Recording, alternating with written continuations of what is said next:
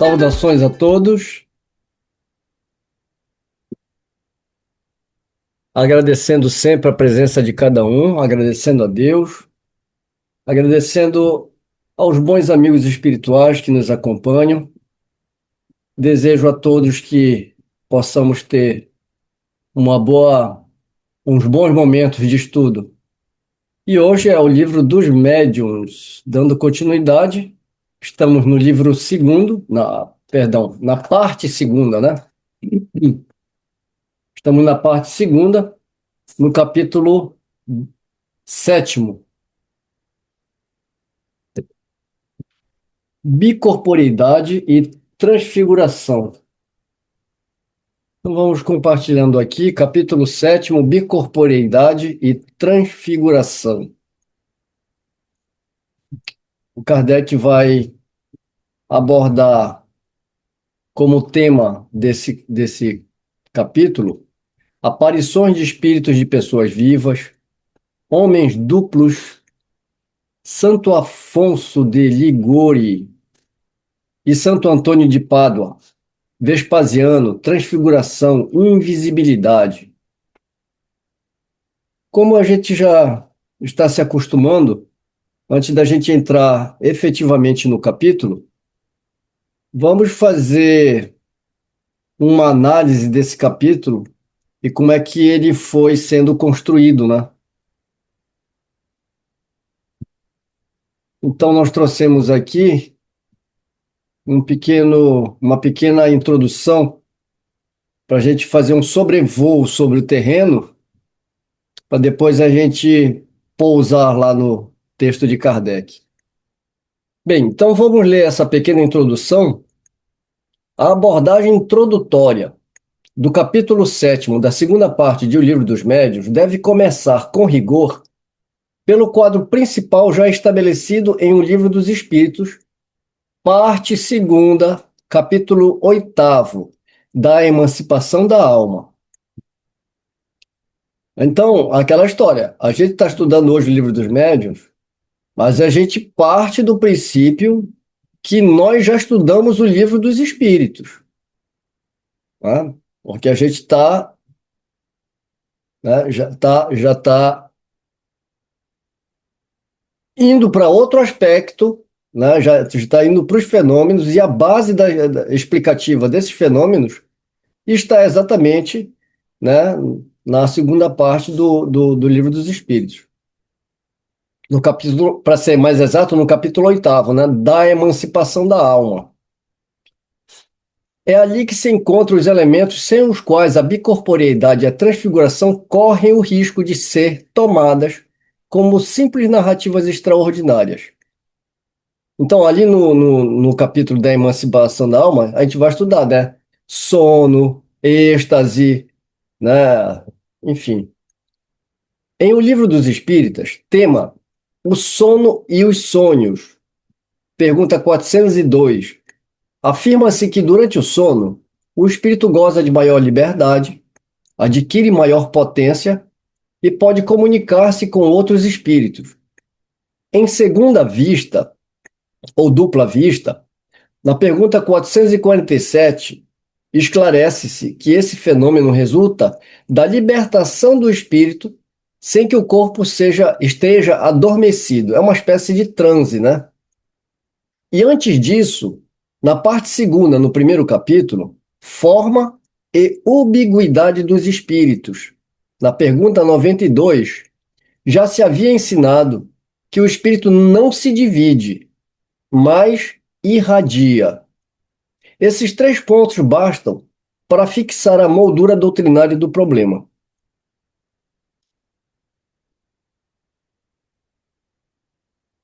À luz dessas bases, o capítulo 7º de O Livro dos Médiuns passa a ser lido como desenvolvimento aplicado e não como novidade isolada. A matéria distribui-se ali de modo muito significativo.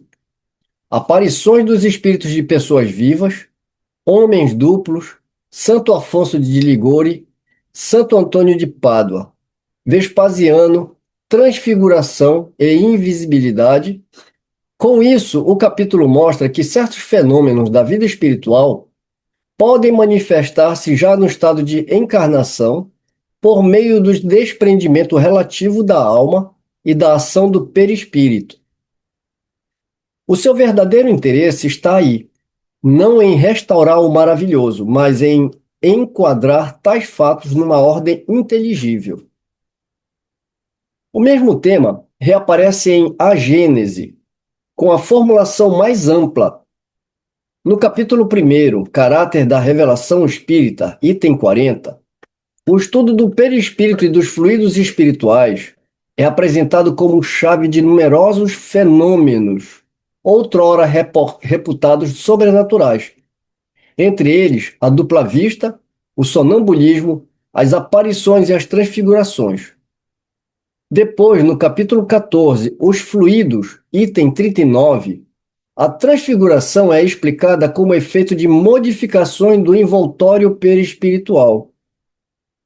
E no capítulo 15, os milagres do Evangelho, no item 44, o episódio evangélico da transfiguração, transfiguração de Jesus, que a gente acabou de falar, né? É remetido explicitamente a essa explicação anterior. O que em O Livro dos Médiuns aparece como exame fenomenológico, ou seja, trata do fenômeno, na Gênese já se apresenta como princípio explicativo e de alcance geral. E é aqui que eu quero continuar o comentário inicial, né? Então, quando eu falei que para ler o Livro dos Médiuns, a gente precisa ter lido o Livro dos Espíritos por motivos óbvios, se você não lê a Gênese, você não entende o fenômeno por completo. Por quê? Porque se você for procurar perispírito no Livro dos Espíritos, tem 3, 4 linhas ali, não é verdade? Vocês já procuraram lá perispírito? Tem um parágrafo ali, tá? E ele vai desenvolver em A Gênese, tá? Então, quando você vai principalmente para o capítulo de fluidos, e outra, as explicações para os tais milagres de Jesus, os milagres, né, que ocorreram, ele vai fazer toda uma explicação ali. Só que a fundamentação em A Gênese das explicações que vem de fluido, para ele poder falar de fluido, ele teve que ter toda a base do Livro dos Espíritos, a compreensão dessa teoria vista pela prática mediúnica no Livro dos Médiuns e o entendimento na Gênese, como fechamento. Só que ainda não acabou, né? Não acabou por quê? Porque aí tem gente que fala assim: ah, eu gosto de romance espírita porque é mais fácil de entender os conceitos. Se esses livros, se esses romances fossem escritos de acordo com a doutrina espírita, eu concordaria plenamente, né? Só que o que eu sempre falei para as pessoas é engraçado. Se vocês gostam de ler romance, leiam Revista Espírita, porque ela está cheia de casos, né? Então, quando você vai para a Revista Espírita, tá cheio de casos, só que não é caso inventado da cabeça do espírito e do médium, né? São casos que Kardec narrou na Revista Espírita de casos verdadeiros, né? E a gente já vai fechar essa introdução falando da Revista Espírita. Então, se a pessoa gosta de romance, porque é mais fácil de aprender, lê a Revista Espírita.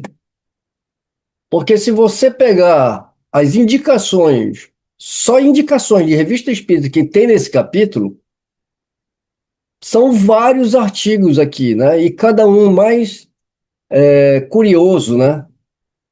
Do que outro.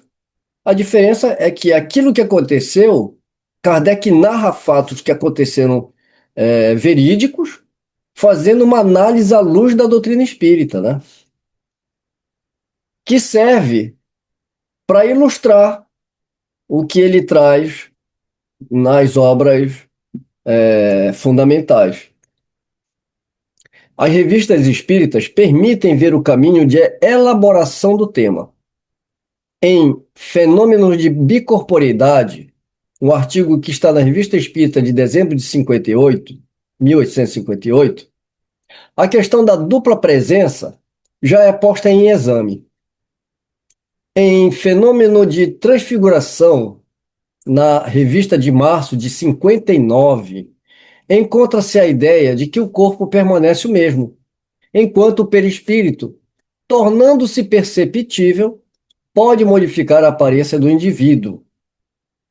E em estudos sobre o espírito de pessoas vivas, na revista de março de 60, especialmente no caso do Dr. Vignal, o assunto deixa de ser apenas relato curioso e passa ao terreno da observação mais metódica do espírito de uma pessoa viva fora do corpo.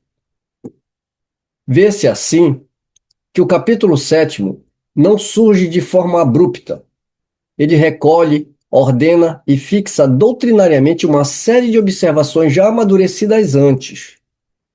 Nessa perspectiva, a exposição introdutória do capítulo 7º pode ser conduzida de maneira bastante simples.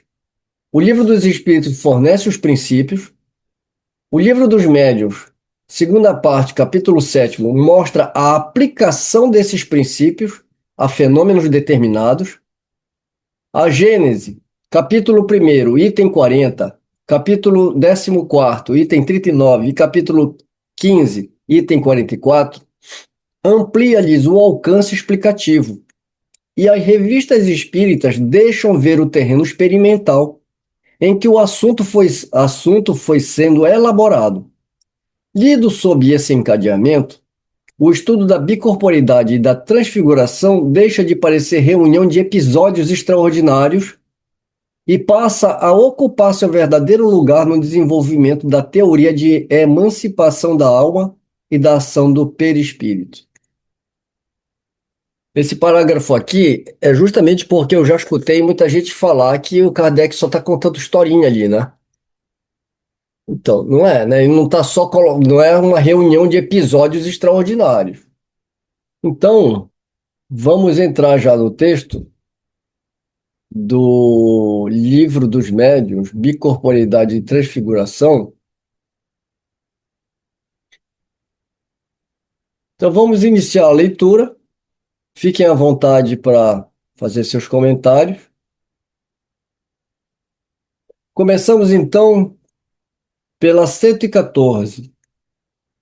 A bicorporeidade e a transfiguração são variedades do fenômeno das manifestações visuais. E por mais maravilhosos que possam parecer à primeira vista, facilmente se reconhecerá, pela explicação que deles se pode dar, que não estão fora dos fenômenos naturais. Ambos se fundamentam no princípio de que tudo o que foi dito sobre as propriedades do perispírito após a morte também se aplica ao perispírito dos vivos.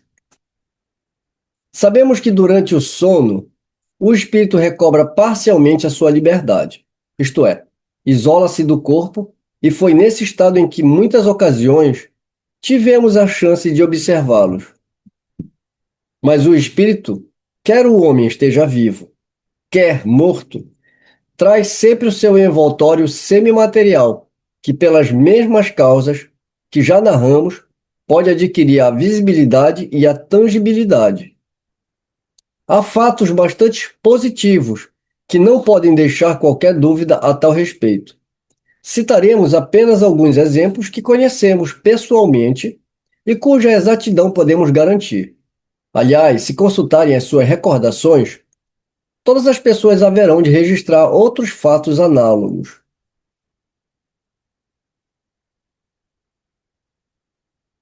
Quando ele fala do perispírito, né? O perispírito, ele não, ele não morre com com a morte do corpo físico, né?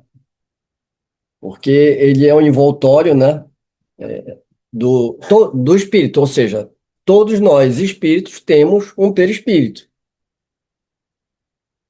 E esse perispírito é que faz a ligação com o corpo físico. Então, mas independente da pessoa estar viva ou morta, ela tem um perispírito. E os fenômenos, eles se reproduzem justamente, né, pelo perispírito. Aqui ele vai então narrar alguns fatos, né? E ele começa com aparições de espíritos de pessoas vivas. E mais uma vez, só para lembrar que no original não aparece o título, né? Esse subtítulo. Isso daqui é só uma escolha que o tradutor fez para melhor separar, ó, por temática, né? E eu gosto também, eu acho que fica mais fácil, né? Então vamos entrar nesse tema de aparições de espíritos de pessoas vivas. O Kardec vai começar a narrar aqui, né? 115. A mulher de um amigo nosso viu inúmeras vezes entrar no seu quarto durante a noite, houvesse ou não claridade, uma vendedora de frutas da vizinhança, que ela conhecia de vista, mas com quem jamais havia falado. Essa aparição lhe causou grande pavor, não só porque na época em que ela se não só porque, na época em que se deu, ela não conhecia o espiritismo, como também porque se repetia com muita frequência.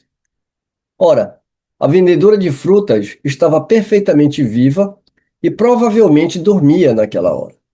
Assim, enquanto seu corpo material repousava na sua casa, seu espírito, com o respectivo corpo fluídico, se dirigia à casa da senhora em questão. Por que o motivo? É o que não se sabe.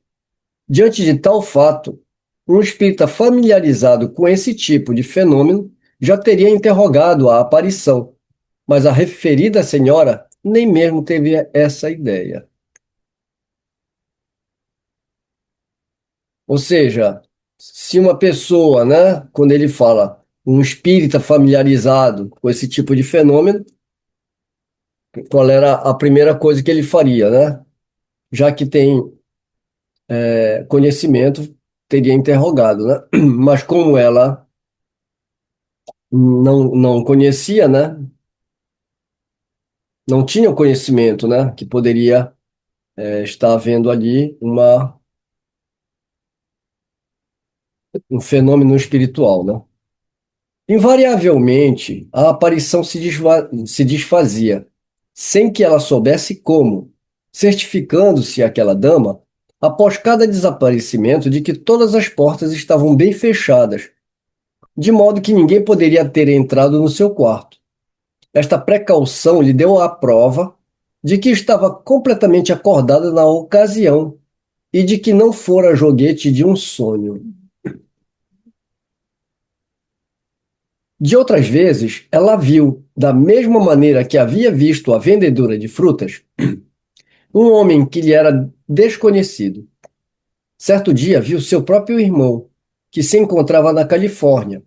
A aparência era tão perfeita, tão real, que no primeiro momento ela acreditou que o irmão havia regressado. Quis dirigir-lhe a palavra, mas logo o vulto desapareceu, sem lhe dar tempo para isso.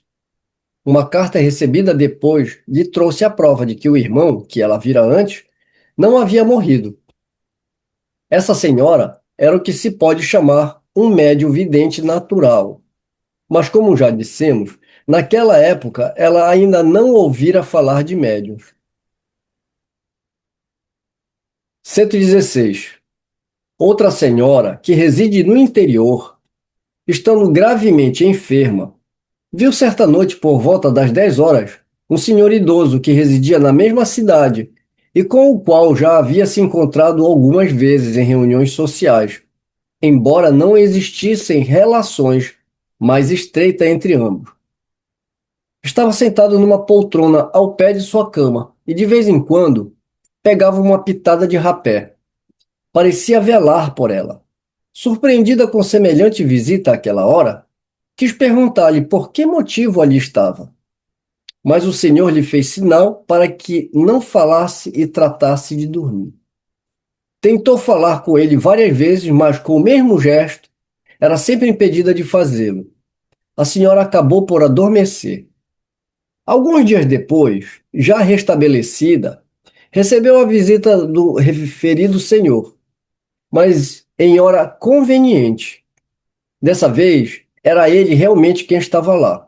Usava a mesma roupa, a mesma caixa de rapé, e os modos eram os mesmos.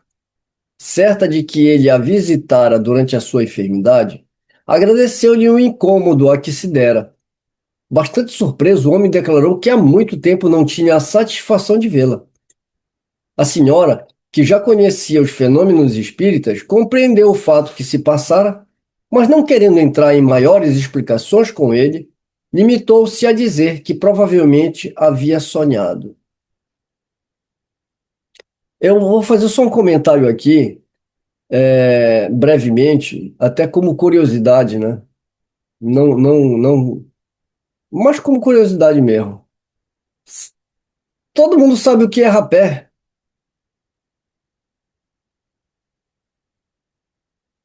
Rapé, olha, por incrível que pareça, né? Rapé é tabaco em pó.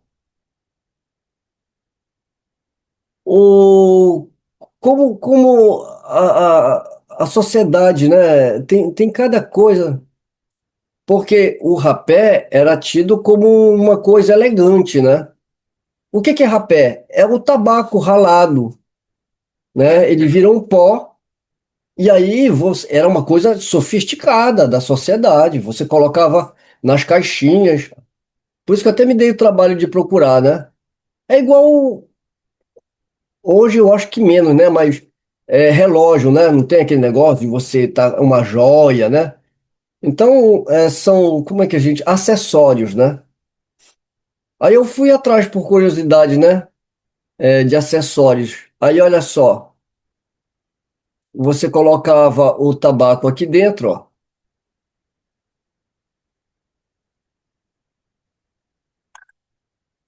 Aqui são vários modelos aí, ó.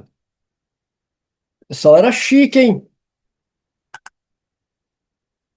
As caixinhas de madeira. Aí, ó. Parece um ioiô, né?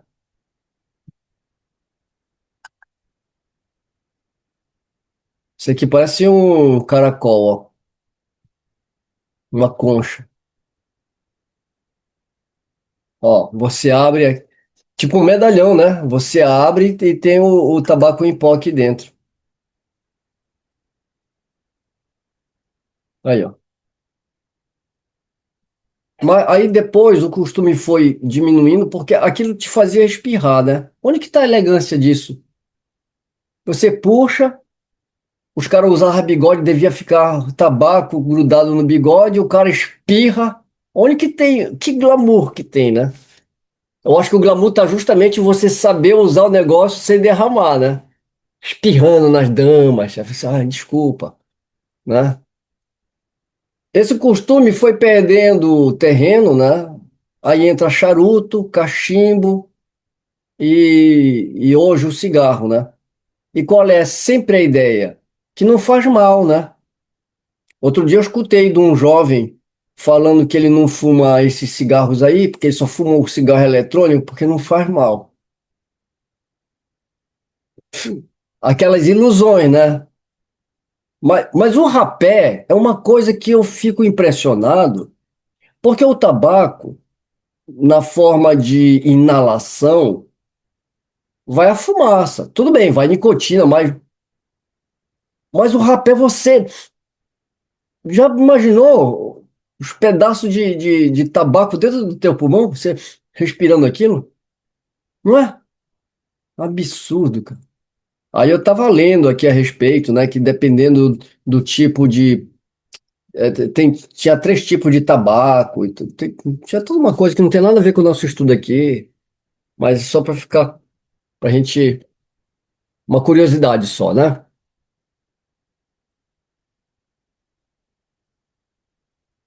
Continuando aqui, para a gente fechar o item 116, ah, é o mais provável, dirão os incrédulos, os espíritos fortes, para quem essa expressão é sinônimo de pessoas esclarecidas. O que é certo, entretanto, é que aquela senhora não dormia, como também não dormia a outra de que já falamos. Então, é porque sonhava acordada ou teve uma alucinação. Aí está a palavra mágica, a explicação universal de tudo o que não se compreende. Como já refutamos bastante essa objeção, prosseguiremos com o nosso estudo, dirigindo-nos aos que nos podem compreender. E toda vez que a gente fala em espírito forte, agora eu lembro do Fernando, né? O Fernando ficou, o que que é espírito forte, né? E aí, realmente, ele tinha razão de perguntar, porque é um termo da época que você tem que procurar lá no dicionário, né? Do século XIX e você vai achar. Espírito forte. Pessoa que se orgulha de não aderir às ideias aceitas pela maioria, especialmente no que diz respeito à religião. Então não é nem por uma convicção, né?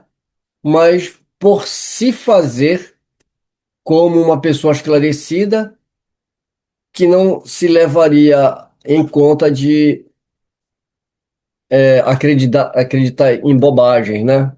Digamos assim, né?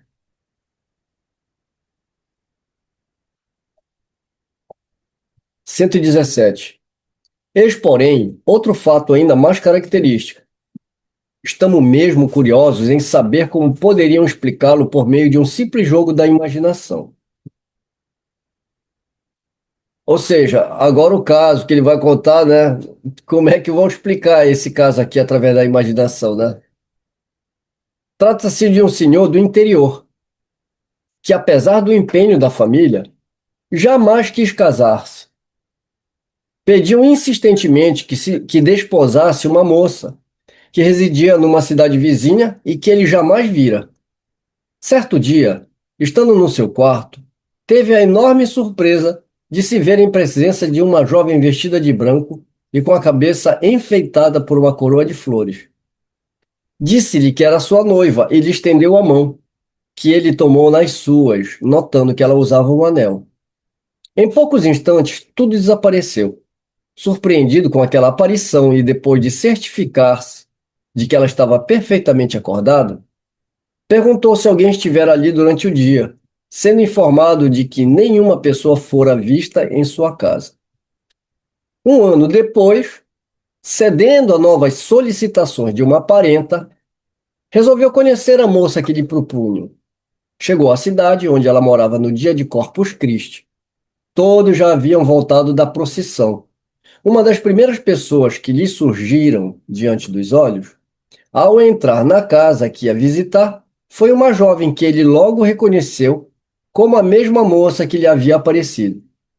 Usava roupas idênticas à da aparição, que também se dera num dia de Corpus Christi. Ficou muito perturbado e a mocinha, por seu lado, gritou e sentiu-se mal.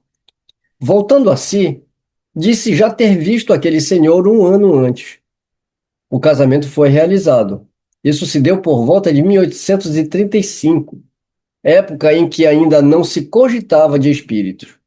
Por outro lado, os dois protagonistas deste episódio são extremamente positivistas e dotados da imaginação menos exaltada que há no mundo.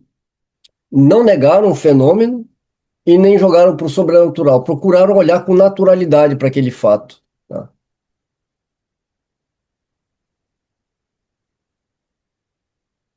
Talvez aleguem que o casal tivesse o espírito despertado pela ideia da união proposta e que essa preocupação determinou uma alucinação. Não devemos esquecer, porém, que o futuro marido se conservara tão indiferente ao caso que deixou passar um ano sem ir ver a sua pretendida. Todavia, mesmo que se admita esta hipótese, restaria explicar ainda a dupla aparição, a coincidência do vestuário com o dia de Corpus Christi e, por fim, o reconhecimento físico e recíproco que se deu entre pessoas que jamais se viram, circunstâncias que não podem ser produto da imaginação.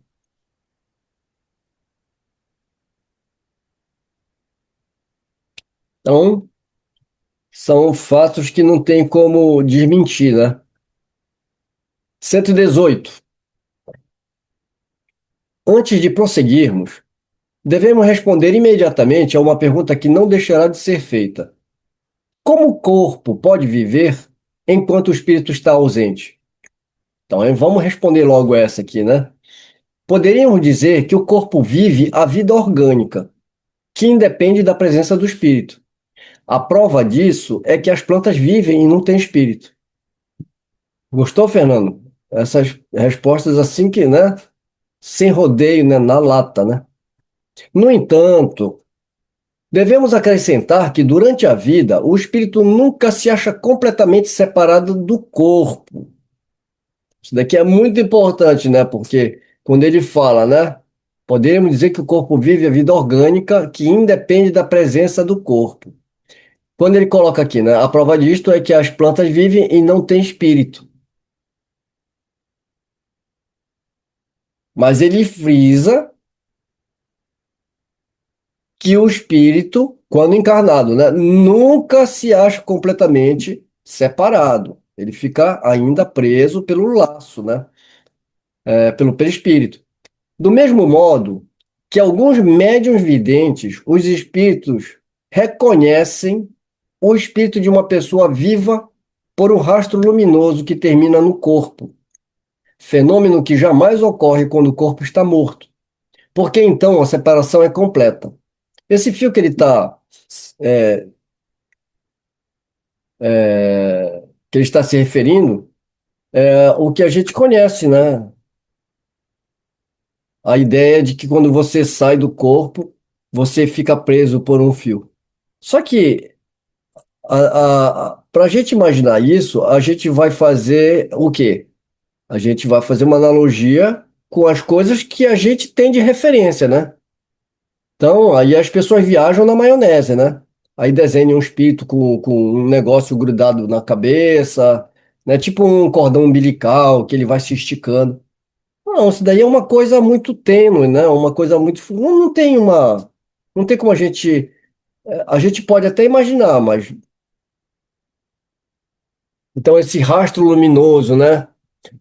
Isso é relatado por espíritos, né? E pessoas também com vidência também conseguem enxergar. Do mesmo modo que alguns médiuns videntes, os espíritos reconhecem o espírito de uma pessoa viva por um rastro luminoso que termina no corpo, fenômeno que jamais ocorre quando o corpo está morto, porque, então, a separação é completa. É por esse, é por meio dessa comunicação que o espírito é avisado imediatamente da necessidade de voltar ao corpo, seja qual for a distância que os separe, dando-se o regresso com a rapidez do relâmpago. Consequentemente, o corpo não pode morrer durante a ausência do espírito. Nem pode acontecer que o espírito, ao regressar, encontre a porta fechada, conforme tem dito alguns romancistas em suas histórias recreativas. Só que não é só no tempo de Kardec, né? Porque essas coisas que foram escritas por Kardec, outro dia eu estava comentando, né? Que ah, todo mundo conhece a história do diabo que veio para a Terra e aí ele trouxe um saco de mentiras. Você conhece essa história? O diabo veio para a Terra com um saco de mentiras. Só que ele trouxe um assistente, né? O capetinha. E aí o diabo jogava a mentira para um lado, o capetinha jogava a mentira para o outro e iam distribuindo mentira. E aí o diabo, sem querer, ele não se deu conta, ele jogou uma meia-verdade. Aí o capetinha falou: Mestre, o senhor jogou uma meia-verdade. Ou seja, a gente tem que jogar só mentira, não pode jogar uma verdade nem meia-verdade, né? Aí ele disse: O quê? Ele disse: Não, o senhor jogou uma meia-verdade. Aí o diabo virou pro capeta e disse: Ih, pode deixar, isso daí é pior que uma mentira. Entenderam? Por que que é pior que uma mentira? Porque quando você pega esses romances, eles vão se apoiar em muitos pontos da doutrina. Então você começa a ler essas obras. Foi agora, recente, esses 2, 3 dias atrás que a gente está estudando, que a gente falou sobre isso, né? A pessoa fundamenta a ideia dela naquele trecho que está ali. Aí você fala, caramba, tá vendo? Olha o que está aqui. É, você está lendo romance, aí a pessoa vira para você e fala, Livro dos Espíritos, questão 6694857. Aí você vai lá, realmente está, mas está tirada de contexto. Aí o outro vem e fala, não, porque isso daqui tem no céu e inferno. Meia verdade. Descontextualiza. Então, o Espírito traz as meias verdades para você. De vez em quando ele coloca uma verdade ali no meio e depois ele enche as páginas do que ele bem entende. Ou seja, se alguém for ler aquelas obras, fala, não, tá lá no livro dos médiuns. Aí você lê e fala, caramba, é mesmo, né? Então tem muita coisa que é tirada do contexto, né? Duplo etérico, que é uma coisa que nem existe na doutrina espírita, né? Duplo etérico. O duplo etérico seria mais uma camada dos 7 corpos, 20 corpos que você tem, né? Ideia teosófica, né? E o duplo etéreo seria como se fosse uma pele, né? Uma pele para sentar o perispírito. E quando você morre, esse duplo etéreo, etérico, o etéreo, dentro de alguns outros romances, que não são da Lavra do Chico, mas já são de outros aí, Ramatiz, essa galera aí, eles vão falar que aquilo ali dura 7 dias para se desfazer depois da morte, que fica lá um campo energético. E aí os espíritos, eles vão lá sugar essa energia, porque eles precisam de vitalidade, entendeu? Então por isso que eles vão no cemitério se alimentar daquilo. Isso é ideia de vampirismo, né? Então, de onde que tiraram o duplo etéreo? Não, tá aí, no próximo capítulo, Laboratório do Mundo Invisível. O que é duplo etéreo, né? Não tem nada a ver com a parte do espírito, do perispírito e do corpo, não tem nada a ver, né? Ok, agora vamos falar de homens duplos. Voltemos ao nosso assunto. Quando isolado do corpo, o espírito de uma pessoa viva, do mesmo modo que o espírito de alguém que morreu, pode mostrar-se com todas as aparências da realidade. Além disso, pelos mesmos motivos que já explicamos, pode adquirir tangibilidade momentânea. Foi esse fenômeno, designado pelo nome de bicorporeidade, que deu motivo às histórias de homens duplos, isto é, de indivíduos cuja presença simultânea em dois lugares diferentes se chegou a comprovar. Citamos aqui 2 exemplos, tirados não das lendas populares, mas da história eclesiástica. Então, Kardec, agora sim, Kardec vai pegar os exemplos da própria igreja, né? Histórias, né? Da própria igreja. Santo Afonso de Ligori foi canonizado antes do tempo exigido por se haver mostrado simultaneamente em 2 locais diferentes, o que passou por milagre. Santo Antônio de Pádua estava na Itália e no instante em que ali pregava, seu pai, que se encontrava em Lisboa, ia ser supliciado sob a acusação de haver cometido um assassínio. No momento da execução, o santo aparece e demonstra a inocência do pai, dando a conhecer o verdadeiro criminoso, que mais tarde sofreu o castigo. Comprovou-se que, naquele instante, Santo Antônio não havia deixado a Itália. Tem uma nota de rodapé aqui, vamos ler. O fato histórico ocorreu exatamente como relatamos acima. Aqui é o tradutor nos avisando, né? Que ele relatou exatamente como a gente acabou de ler, ou como ele escreveu, né? Embora no original francês, Allan Kardec o tenha narrado sob a seguinte versão: Santo Antônio de Pádua estava na Espanha E no instante em que ali pregava, seu pai, que se encontrava em Pádua, ia ser supliciado sob a acusação de haver cometido um assassínio. No momento da execução, o santo aparece e demonstra a inocência do pai, dando a conhecer o verdadeiro criminoso que mais tarde sofreu o castigo. Comprovou-se que naquele instante Santo Antônio não havia deixado a Espanha.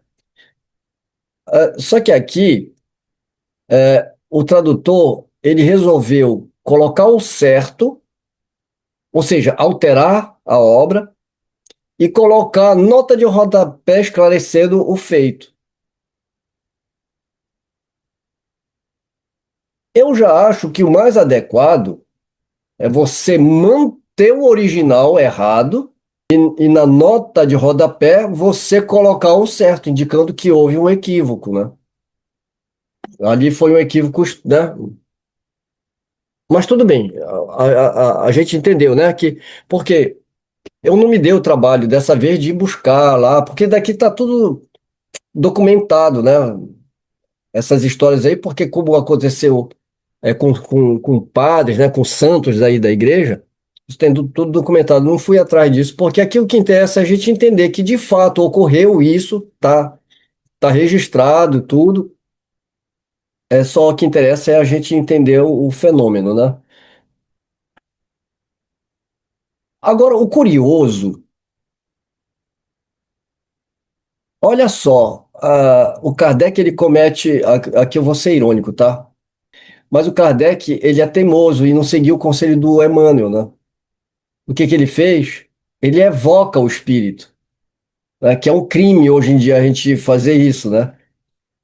Agora, olha, isso que é o interessante, né? Porque o Kardec, então, ele resolve evocar e interrogar o próprio espírito acerca do que aconteceu, né? Resolvemos evocar e interrogar Santo Afonso acerca do fato acima.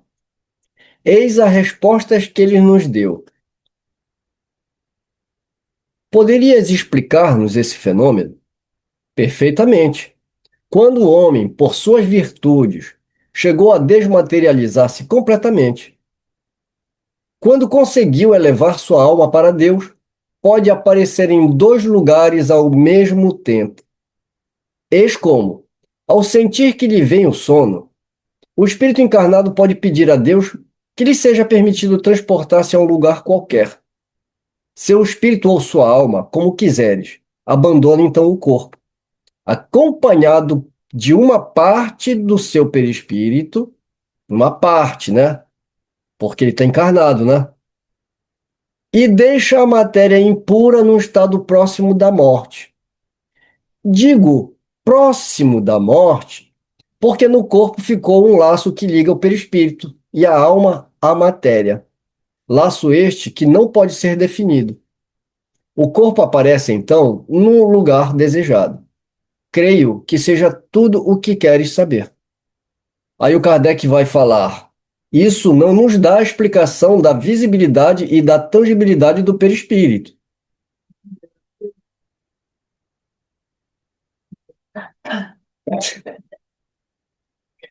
Ai, meu Deus do céu. Não, a Marta está falando que. Qual é o. Isso não nos dá. Não, o que que é? Herculano, né? É, virtual. O de vocês é uma afirmativa ou uma pergunta? Pergunta. O meu é uma afirmativa. Vamos lá. Quem tem Uma razão? afirmativa. É uma afirmativa. Afirmativa? É uma afirmativa. Mas assim não dá a explicação da visibilidade, da tangibilidade do perispírito. Porque na verdade, pela lógica, é uma afirmativa, né? Por quê? Porque ele explica, né, que é só você se concentrar, né, e pedir a Deus. Não, primeiro ele fala aqui, né? Falando direitinho, né? Quando o homem, por suas virtudes, chegou a desmaterializar-se completamente, ou seja, quando ele atinge um grau, né, de elevação, ele pode, então, né, pedir para Deus, etc e tal. E no final ele termina aqui dizendo, né, creio que seja tudo o que queres saber. Aí o Kardec, aí faz sentido, né? Ser uma afirmativa, né? Aí o Kardec vai falar, mas isso não nos dá a explicação da visibilidade e da tangibilidade do espírito, que o Kardec quer saber, né? Então ele fala, mas isso não dá explicação. Estando desprendido da matéria, de acordo com seu grau de elevação, o espírito pode tornar-se tangível à matéria. Aí ele já fez um resumo, né? Terceiro, o sono do corpo é indispensável para que o espírito apareça em outros lugares. A alma é capaz de dividir-se, desde que se sinta atraída para um lugar diferente daquele onde se achou seu corpo. Pode acontecer que o corpo não durma, embora isto seja muito raro. Em todo caso, jamais se encontrará no estado perfeitamente normal. Estará sempre num estado mais ou menos estático. E aqui é ótimo esse texto para a gente refletir sobre o tal do sonambulismo, né? E outro dia eu estava estudando uma obra do Deleuze, Instruções Práticas do Magnetismo Animal, e lá tem um trecho no original francês que eu falei, caramba, toda vez que eu vou falar de sonambulismo nos nossos estudos, o que que eu falo? Sonambulismo não é a pessoa que fala dormindo, né? Porque eu pensava que no tempo de Kardec o conceito era diferente, né? Eu lendo essa obra do Deleuze, eu achei engraçado, porque o Deleuze vai falar sobre sonambulismo num determinado momento, e ele vai falar, não é adequada essa palavra, porque todo mundo acha que sonâmbulo aqui é pessoa que fala dormindo. Não falou com essas palavras, né? Aí ele fala, porém, como desde o início do magnetismo se usou o termo sonâmbulo para esse estado, né, esse estado de transe, de emancipação, esse estado estático, pegou, né? Então eu achava que era só no nosso tempo, não, desde o tempo dele também, mas assim, ficou estabelecido que sonambulismo, então, é esse transe. Por isso que o que ele fala esses fenômenos não é feito quando você está completamente lúcido, né? Ao contrário, né? Você está numa espécie de transe, é a resposta dele. Só me alonguei por causa de que eu queria dividir com vocês isso que eu achei muito curioso quando eu estava lendo ah, esse trecho do livro do Deleuze. Aqui eu também, vocês viram que já umas 2 vezes eu grifei aqui, né? Que por várias vezes é usado a palavra dividir para o espírito, né? É uma coisa também que a gente tem que ter cuidado. Kardec, então, aqui vai encerrar o diálogo com Santo Antônio de Pádua fazendo essa quarta pergunta. Imaginemos um homem mergulhado no sono enquanto seu espírito aparece em outro lugar. O que aconteceria se alguém o despertasse de repente? Isso não aconteceria, porque se alguém tivesse a intenção de despertar o homem, o espírito seria prevenido dessa intenção e retornaria ao corpo, pois o espírito lê os pensamentos. Kardec faz a observação. Muitas vezes já nos foi dada explicação idêntica por espírito de pessoas mortas ou vivas. Santo Afonso explica o fato da dupla presença, mas não a teoria da visibilidade e da tangibilidade. Ou seja, aqui o interrogatório de Kardec não foi completo, né? E se ateve só à relação de bicorporeidade, né? E, aliás, a explicação desses fenômenos aqui, elas são, sem dúvida nenhuma, elas são também fenômenos que ajudam a gente a entender a tal polêmica criada por Rustem, né, sobre o desaparecimento do corpo de Jesus, né? Kardec vai trabalhar, na Gênese, esse tema lá. Vespasiano. Aqui também eu não me dei o trabalho de fazer uma pesquisa mais profunda, né? Que eu achei que não havia necessidade. Basta se, basta a gente saber que Tácito era um historiador. E então, quando ele vai falar Tácito, refere um fato análogo. Ou seja, o Kardec está tirando dos livros que Tácito escreveu como historiador, né? Então, nesses livros, que inclusive tem para você buscar, né, baixar, nesse livro, Kardec indica que Tácito, então, vai fazer a narrativa de um fato similar ao que a gente viu com Santo Afonso. Durante os meses que Vespasiano passou em Alexandria, aguardando a volta periódica dos ventos estivais e da estação em que o mar oferece segurança, muitos prodígios aconteceram, pelos quais se manifestaram a proteção do céu e o interesse que os deuses pareciam tomar por aquele príncipe, talvez Vespasiano. Esses prodígios redobraram em Vespasiano o desejo de visitar a morada sagrada dos deuses, para consultá-los sobre as coisas do império. Ou seja, né, eles iam consultar as pitonisas, né, as médiuns, né? Ordenou que o templo fosse fechado para todos, e tendo nele entrado, estava muito atento ao que ia dizer o oráculo, quando percebeu por trás de si um dos eminentes egípcios, chamado Basílide, que ele sabia estar doente em lugar distante muitos dias de Alexandria.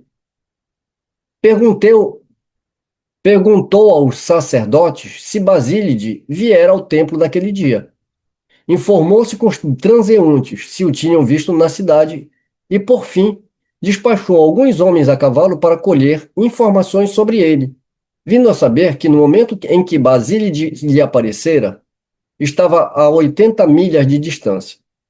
Desde então, não teve mais dúvida de que a visão era sobrenatural, e o nome de Basílide lhe ficou valendo por um oráculo. Então, aqui a indicação, né, de onde que está narrado, né? De Tácito, Histórias, no livro 4, capítulo 81 e 82, tradução de Burnouf.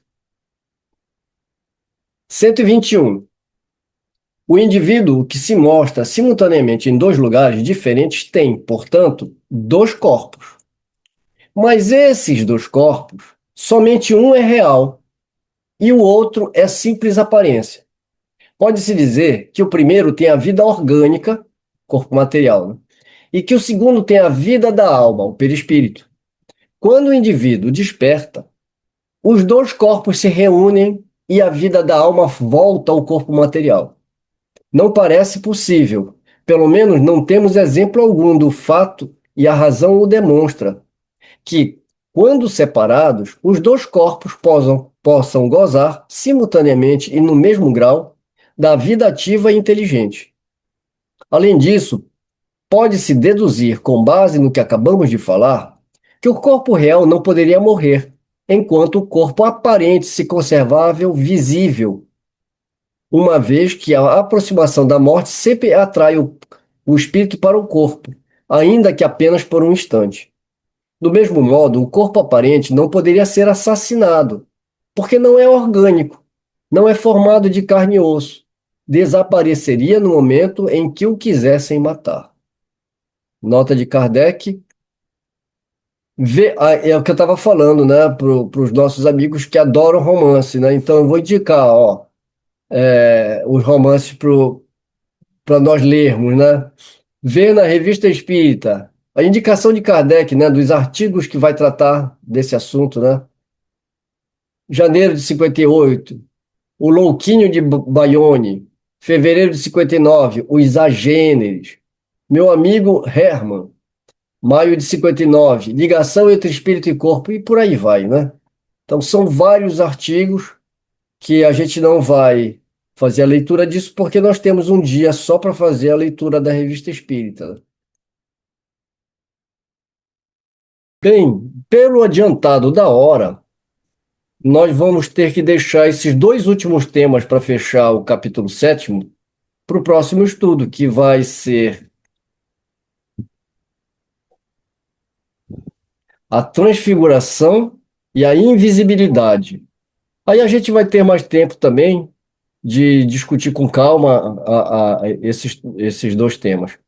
E para isso, eu conto com vocês. Até o próximo estudo. Um beijo no coração de todos.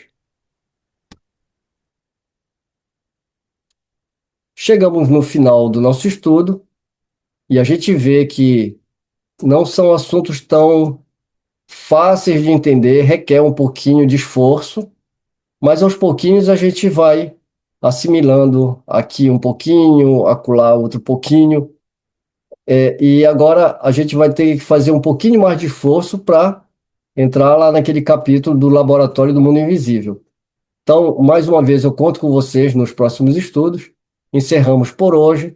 Um bom descanso, um bom dia a todos. Um beijo no coração e até o próximo estudo.